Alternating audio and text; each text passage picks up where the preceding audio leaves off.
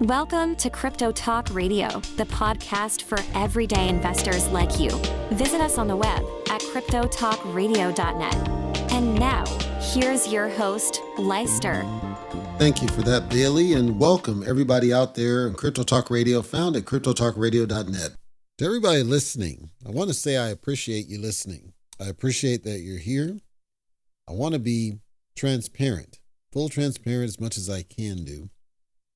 I am watching what's happening in cryptocurrency, and it's like, it is so terrible. Like, I don't really understand why it's so dull. There's nothing of significance happening. I will talk numbers, but it's so dull. I'm surprised because I would have expected something by now, especially with the government opening back up again.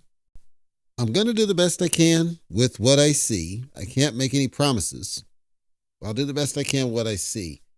I did, but not really. But I bought some more precious metals just because, that's what I'm doing. I'm still waiting on that to get shipped over. That's some gold notes, or gold backs rather, because the Arizona line just came out, so I had to get those for collector's reasons. And plus, I got, I think there's some silver in there too. I don't remember. I know I got the gold backs because I got the special edition ones on that one. I got a feeling about those gold backs. I can't put my finger on it. I got a feeling something's going to happen with those at some point, especially because if there's going to be more money printing, which is the kind of open theory that there's going to be some more money printing. I know that the continuing resolution is supposed to cut spend, but I get the sense that there's going to be some money printing happening here soon. It feels like there's a bubble. Home mortgage rates are not dropping at the same pace that I would have expected them to by now, which I'm waiting because I'd love to do a no appraisal refi and just kind of get the rate down. I don't have to, but I figured, why not? So there's a lot that's kind of in the air, but it just feels like a bubble. It feels like things are not really moving like I would have expected. Democrats losing, to see what that does to the market, them bowing down to the king. Let's see what happens there. Let's do some numbers. Again, it's boring, so I got one or two spot things, and then I've got a Bleeves update. It's not a bad thing. It's a good thing. I'm giving a shout out, but a Bleeves update. It's designed to help some other people understand, because you might have heard some of my updates, and his hopefully helps you understand where mine was coming from.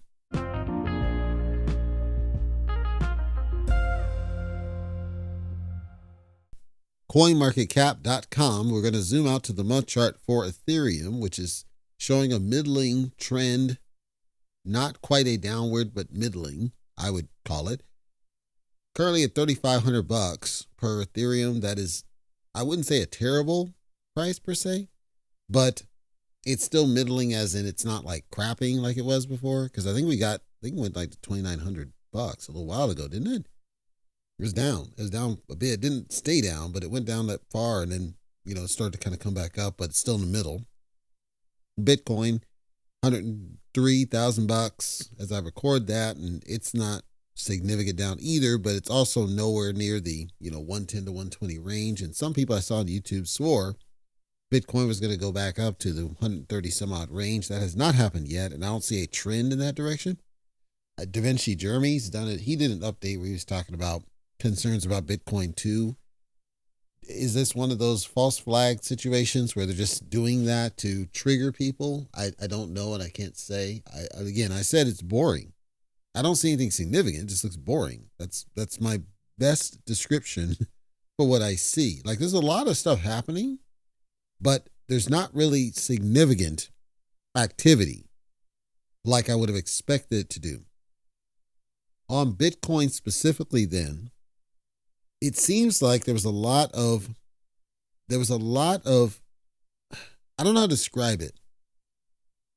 Let me try to do the best I can to simplify this, because I don't want to over technical this kind of situation. Some people speculated that what might be happening is there's a lot of technology that's being pushed in supporting artificial intelligence.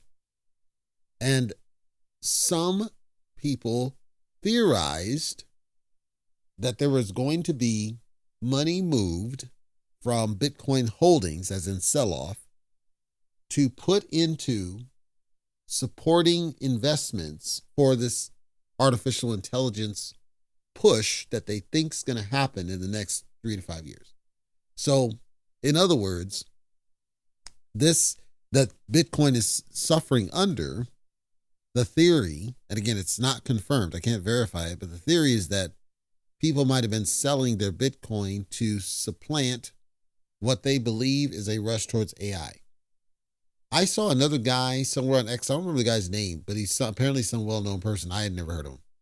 But he had done a short on AI-based assets, and it was like 10 million bucks or something. But he did a massive short, and people are like, what the hell's wrong with you? AI is the next big thing. You do. And he's like, AI is a fad. It's not going to last. You guys are crazy. This is going to crash. It's another bubble. What do I think? Do I think it's a bubble? No.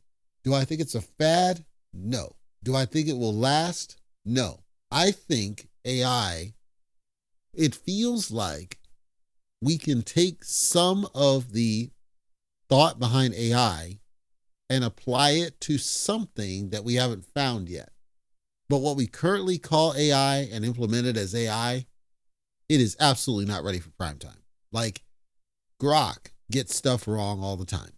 ChatGPT gets stuff wrong all the time. To the point that I think it was, I don't know if it's Google, one of them had to put up a disclaimer that said, you got to verify what this says. Don't just take it on face because it's getting it wrong. Because I told people all it's doing is training off of searched information. The veracity, look it up, of that information is in question. It may not be true, but there's some people that are taking it on face. Like there was a kid and he took apparently he was like really depressed and he talked to ChatGPT or something, and it essentially guided him to take actions that led to his suicide. Like this is real.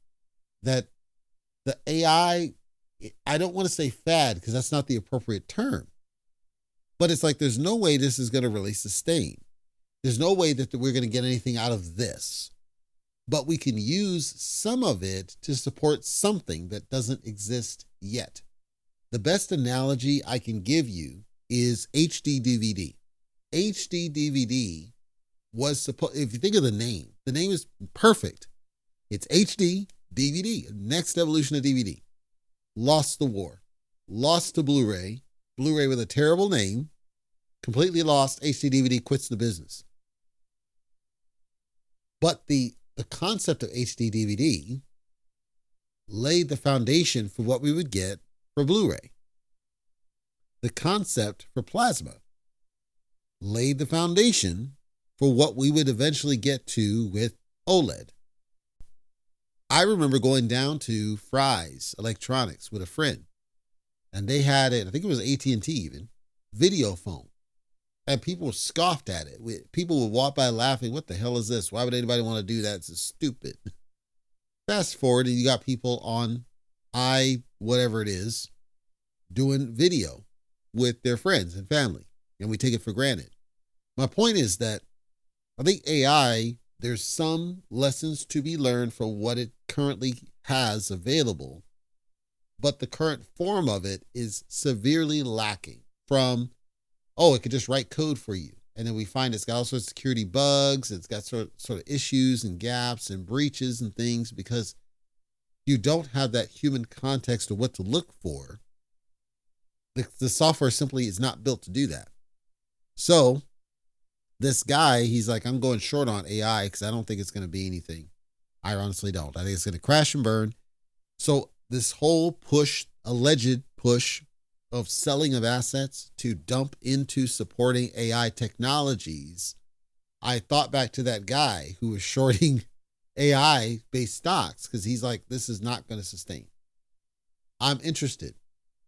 And I gave my stance that I think current AI is not a fad. It feels half-baked. It feels like dangerous, frankly.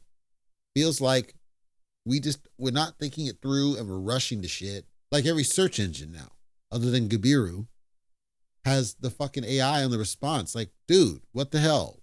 Why are you trying to take away people's being forced to think for themselves? That's why we have, right now, people that didn't understand that, yes, Democrats shut down the government. That's why it was only Democrats that could reopen the shit. This is because they can't think for themselves to understand. They're just going with what they're told. That it's all Trump's fault. No. The Democrats were the only ones who could reopen the government because the Republicans needed a certain number of votes, and Democrats held those votes, and they held it hostage. They're on record saying for leverage. 7 of them came out and said, this is our leverage. We're doing it for leverage. We're doing it for leverage. So then people are talking about the SNAP benefits. They're losing the SNAP benefits because all those people cared about is the health care for illegal immigrants, which that's what that would have done. Those people say, well, it's going to drop our rates. It never was going to drop your rates. It never did. The rates went up when that health care passed. The other side is trying to get the rates down. They can't do it if we keep renewing it and dumping more money into it, which is what caused them to say, okay, we're going to fund on continuing. Let this expire. We'll negotiate what it is and create a new plan. They have to let it expire before they can spin up something new. So it is strategic on both sides. I'm saying that these people that are blindly listening to AI telling them a thing or influencers telling them a thing, they're falling for the trap. They're getting the wrong information because they're not challenged to think for themselves. Meanwhile, both sides, it's a strategic on both sides. This side is trying to change the healthcare stuff completely because they think it sucks. This side is trying to keep it and dump more money into it, which makes it worse on everybody. No matter what you do, whatever side you take, nobody wants to take the time to really analyze the damage wrought by the current healthcare system. It damaged. It raised rates. It raised your copays. It raised deductibles by nth. It made it significantly worse. And then the burden went on employers because the employers were paying part of it, subsidizing part of it. And I can speak to direct experience on this. It was crazy experience. I was footing the full bill. This is 2021. I was footing the full bill for my 2 workers of healthcare. I didn't want to have a healthcare bill at all, insurance. I said, I'll foot the full bill for their insurance. I don't want them to have to pay part. I'll cover all of it. That's one of the perks of my job. You hear me say that, you're like, nobody does that. You're right. I had to fight to do it. The freaking company wouldn't even, they're like, are you sure? What are you talking about? I want to pay the full thing. I have enough money to do it. It was crazy expensive even when I did it. The deductibles, you're talking $7,000. Most of these kids don't have that. But that's the reality of what was wrought, look it up, from Obamacare. All that did is it opened up floodgates for the insurance companies to charge more money. So the sides that put on that freeze were trying to do everything they can to let it expire, some of the subsidies and things, and put a new thing in. Negotiate, let's create a new one, let's solve it, let's fix it. In negotiations, let's not hold up budget now. We can still let the government run, but this one's going to fall out while we negotiate what it needs to do. So temporarily, there'll be a little bit of pain. It's only pain because of this dependency over here that largely benefits illegal immigrants. And on the other side, that was their focus. We don't want to lose it. We want to put more money into it for another 4 years or whatever. This side wants to fix it. This side doesn't want to. Both are strategic. You have to do the deep analysis. You have to think beyond what you're told and realize, okay, they both are making a case. I got to think about my situation. I got to think about what it was before Obamacare. I got to think about, am I on SNAP? If I'm not, what if I needed to be? I think about all that, critically think it, and then come to a consensus. And you're most likely, if you critically think it out, you're going to realize that what the Republicans did this time is probably the right answer for the long game. It's going to have short-term burn, the airports and the delayed flights. That always happens. Trump put out a thing talking about, you need to get back to work right now because furlough, this is not just the federal government. Furlough says you are an employee and you will show up to work even though we don't have to pay you. That's furlough. It's a form of slavery. I said it.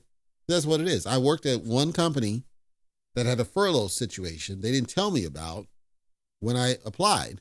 They didn't tell me about the furlough thing. So I get there and then I just started. And then all of a sudden, I think it was that Thursday, they're like, okay, it's a furlough day. I'm like, what are you talking about? Yeah, so don't come in, you're not working. For me, it's like, don't come in, you're not working. I'm like, okay, but what does that mean? It means don't come in because it's a furlough day. So then, all right, we get past that. So I'm figuring, okay, maybe it's a one-time blip. So now I'm new, okay? I start, then there's another furlough day. They're like, you still got to work. I'm like, what? Now that you're past orientation, all that, this is how it works. We have furloughs and you still have to work, but you don't get any money. I'm like, I just started. I need to get my money here. Okay, I just moved here. It's an expensive relocation. I need to get my money. No, you don't get, no. I need to get, but they weren't hearing me. And then eventually we got them to negotiate down. It's like, okay, for new employee, fine, we'll give you a little slide. But it's brutal. It's painful. And I should have just quit. But I just moved. I relocated for that job, which in hindsight, I had to get away from where I was. That was not negotiable. However, what I ideally should have tried to do is talk to the CIO and see if he was willing to override the idiot director that caused the thing in the problem to fall out. I don't know if I would have won that battle, but that's what I should have tried to do. Chances are I would have been called into a room with the idiot director, with the director of the other place that I was trying to work with, and the CIO to try to sort it out, and it wouldn't have gone anywhere. My guess is it wouldn't have gone anywhere, but that's a guess. I don't know. So I'm saying that my decision to accept it, there were things I wasn't told. That was just one of many things that was problematic about that move. Everything was bad. The hotel that I was at for the interview was bad. That furlough chaos, the other department stuff, the PIP that I'm like, PIP for what? There's all sorts of bullshit with this one.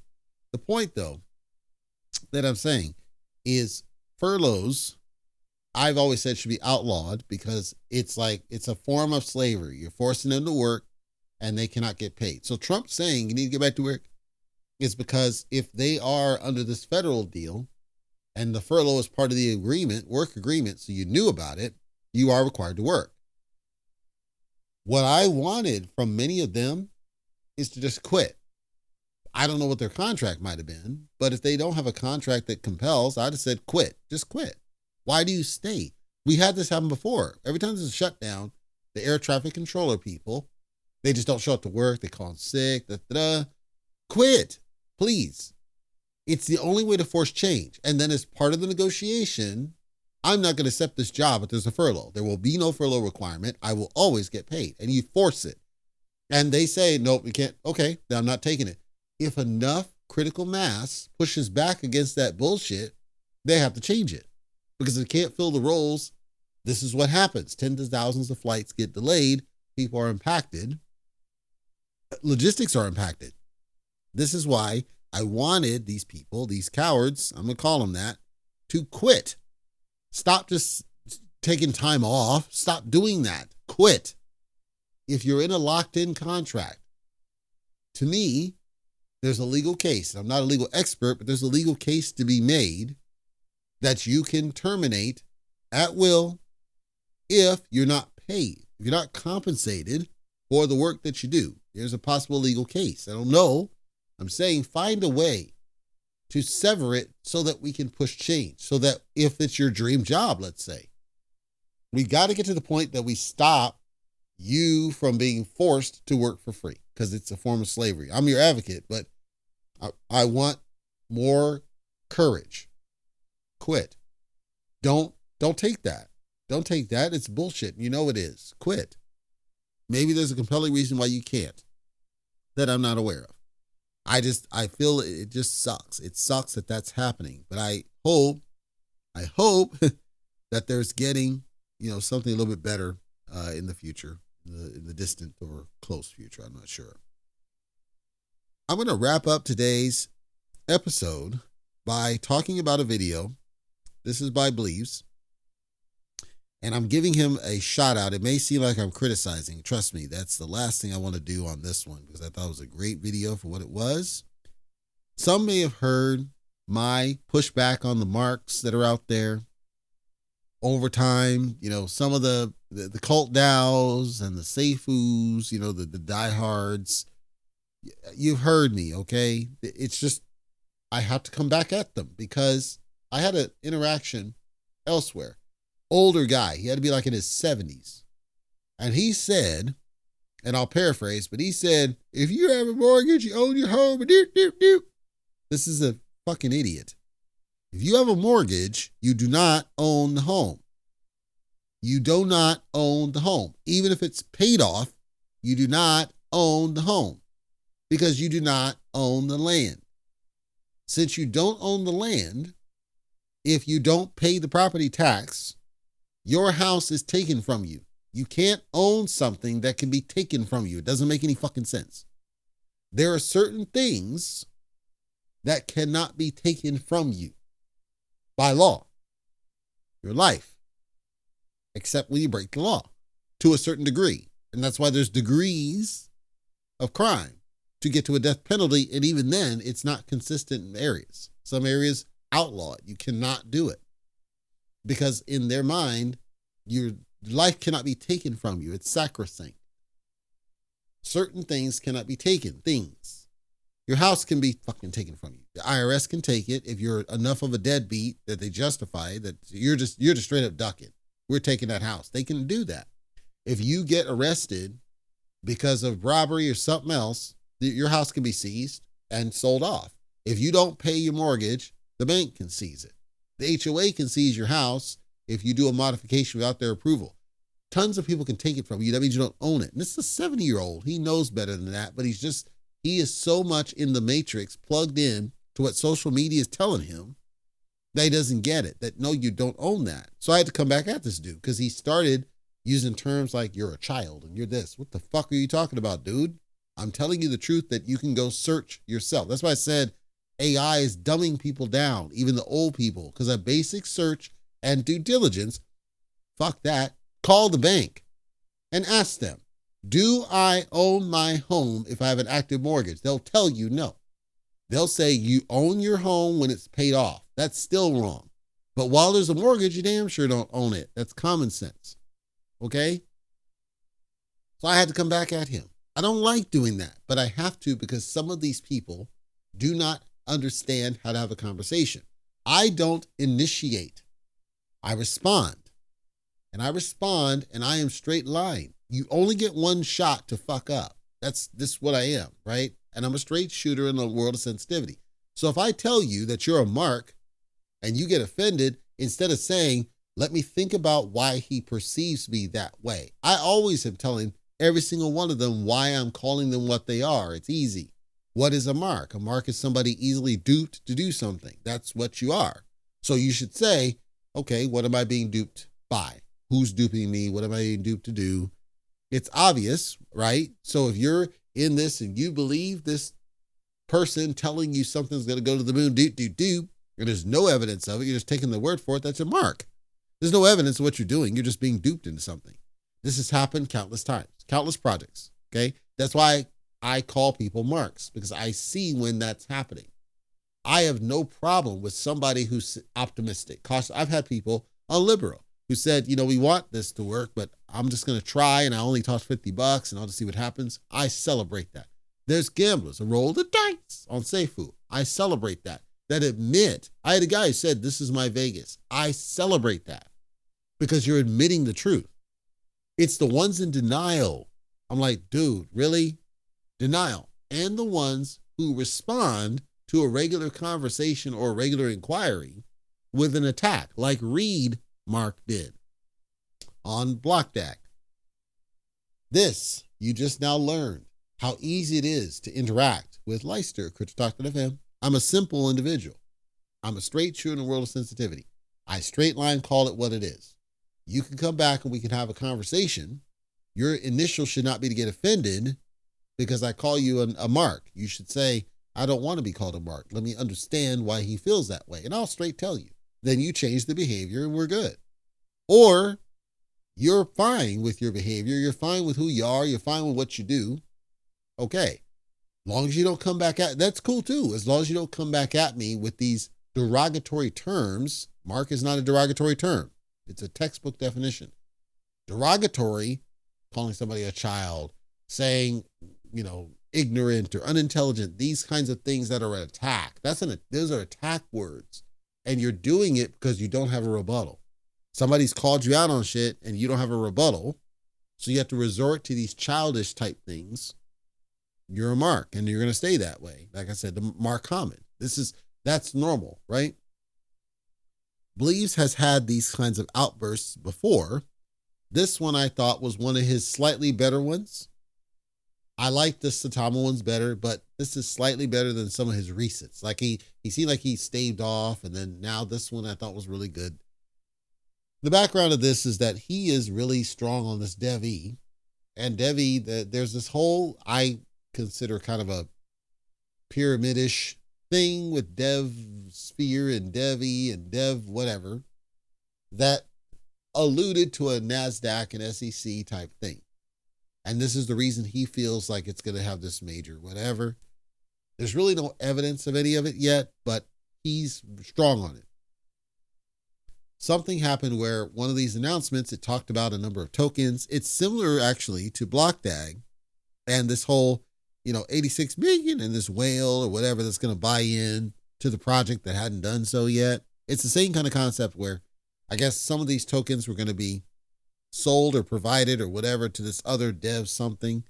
And he considers it a very strong positive something, but he has questions. He had a question about essentially where the token's going to come from. Are they going to come from the circulating supply, the total supply, the max supply, because that affects liquidity, right? And it's the same question with BlockDAG. Just to clarify, if tokens are in circulation, right? So they're already part of the active set pool, and you then, let's say you sell this many tokens to a bunch of people. So you get them from market. So you put them out and you say, we're trying to buy these, and you put them out and you say, okay, pay us this money and then we'll give you those tokens. And then you're holding the floor, as it were. But now the liquidity pool swells up. Well, that's going to skyrocket the price because there's significant liquidity on the, let's say, balance sheet available, that just a major infusion of funds to the existing set of tokens that's there. But if you were to do it off of the total supply, so I'm going to use BlockDAG. I'm just picking on them. Their current expected supply is 50 billion tokens. The max supply is 150 billion tokens. So they oversold, right? And so there's only so many tokens, and there's a form of dilution that necessarily happens, especially when you get to 50 and you're going up to this 150 billion tokens. There's a dilution that happens, and the inverse might happen. Because if there's providing these tokens that are not currently in circulation, you might have a positive, but you might have a negative depending on how that transaction happens at OTC or, is it exchange? What's the mechanics? So I think, this is my lens, I think Bleeves was trying to just better understand what's the nature of this transaction so he can kind of apply it to what would be the impact on the price of the token. So I'm simplifying it for you to understand his outburst. Apparently this didn't go very well in the wherever he was going, Telescam or something, I don't know. But apparently this didn't go very well because somebody named Phil came back at him and basically was attacking him, saying he was a fudder and talking about he's, causing harm to the price. And it all went to whether they're going to be selling on the chart and all this. It was a bunch of nonsense. But I thought it was telling, I guess, that there was so much defensiveness about answering a basic question that has significant potential impacts on the price of the project. This is what the same thing I'm saying on BlockDAG. You don't want, and this is why I said I have no confidence in Devi, because it says, why are you guys so defensive in answering a basic question from investors about something that might have a significant impact on the project? BlockDAG has the same damn thing. That's why I said they all do it. All of these cryptos that are not the main line, they all do this shit of, we're just not going to answer these basic questions from investors. And then we have mods or whoever. I don't think this guy's a mod, but you have people that come at whoever asking questions. And boy, Bleeves' snap was, I want to first give him kudos. It was amazing. It was good. It was very well done. But yeah, he essentially said, what I said. I can say whatever the fuck I want to. I can ask whatever I want to. I can do what I want to. I don't work for you. I'm summarizing and paraphrasing, but that's the gist of it, right? And he's right. He can ask what he wants to, say what he wants to. It's his channel. Ask whatever questions. He can challenge and question and everything else, as everybody listening to me should. No matter what the project is, I'm imploring that kind of response. That's what you should always have. You have a voice. You should always feel that you can ask the questions and say whatever, and not have numbnuts in the Telescam or the Reddit or the Discord or the Facebook or the Twitter X or whatever shooting you down and pushing you away. That's a red flag. It's an instant red flag, because reputable businesses welcome the smoke. They want to hear that stuff. They want to be transparent. Now, it's possible, entirely possible, because I didn't see the nature of the question that was asked in the way it was asked, but it's possible that it was asked in a cautionary way that caused people to be a little bit hesitant or make people nervous. Maybe. I doubt it, but that's possible. I didn't see it, like I say. But at the end of the day, you still have the right to understand what's going on when you got money in something. As he has money in that, he has the right to ask questions. And you should have the right, and you do, to ask whatever questions that are burning on your mind. I saw that some people were, like with Libero, for example, there were people getting banned from the Telescam. That happened also with Blotdag. That's the default response. All of them do it. Shinja, all of them do it. They all do that same. How can it then be that they're legitimate when they don't want to hear your questions, when they don't want to hear your concerns, when they don't want to address them? That's why my channel exists. That's why I do what I do. I'm simply calling it out. I'm actively looking for a project that wants to act like a real business. The closest that I had was ETHJets. That was one I did a while ago. I thought that one was going to be huge because it sounded like it was going to be something. And I interviewed Nick. We did the show, sounded really good, and then Nick dropped off. And apparently they were talking to legal, and they found out that there was some concerns with the ability to pull it off, and so it essentially died off. I think it died. But it was the only one that felt like it was going to be doing something. They were answering questions. They welcomed the smoke. They came on the show. So that's what I'm looking for from some of the project, and I just don't see it anywhere else. So if you hear me or somebody else literally snap off, you have to understand, we don't do it because we want to. We do it because we must, because we have a voice. And if we happen to have some sort of stake, we should be able to express it as you should. And you should not feel stunted by any project. The reason that they're able to get away with this scum is because people let those people trample all over them instead of pushing back and saying, I want my questions answered, or I'm not giving my money. If enough people do that and they're forced to produce that, things will change. This is why I say crypto's boring. More people are being picky, let's say, about the project versus the Wild West of 2021. The downside of that is that a lot of projects are getting a lot more, let's say, efficient at hiding whatever's going on under the hood, to where you don't know.